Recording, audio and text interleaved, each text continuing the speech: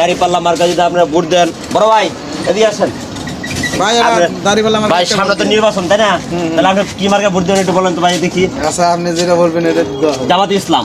আচ্ছা ঠিক আছে, কারণ আমরা বিএনপি তো দিচ্ছি, আওয়ামী লীগে দিচ্ছি তাই না? এখন জামাত ইসলাম বাদ, আমরা জামাত ইসলামকে একবার ভোট দিয়ে দেখি ইনশাল্লাহ আমাদের জামাত ইসলাম কি করে দেশটার জন্য তাই না? অবশ্যই জামাত ইসলাম যারা করে তারা অবশ্যই নামাজ কালাম কিন্তু পড়ে।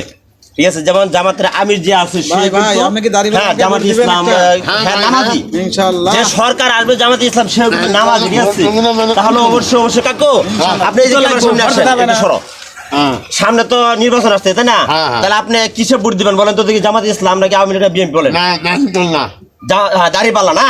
ওকে দর্শক দেখেন, আমাদের সকলেই কিন্তু দাঁড়িপাল্লা মার্কায় ভোট দিতে রেডি হয়েছে। ঠিক আছে, আপনারা অবশ্যই দাঁড়িপাল্লা মার্কায় ভোট দিবেন।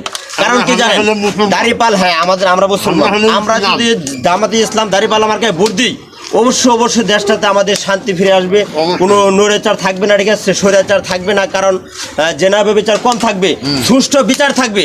আমরা এতদিন যে এই দেশটার মধ্যে আসছিলাম, দেশে কোনো সুষ্ঠু বিচার পাইনি, জিনাগারের বিচার পাইতেছি না। ঠিক আছে, দর্শনকারী বিচার পাইতেছি না। হ্যাঁ, কিন্তু আমরা এখন জামাতে ইসলাম ক্ষমতায় আসলে এগুলা বিচার পাই হবে ইনশাল্লাহ। ঠিক আছে, এত অশ্লীলতা দেশে থাকবে না।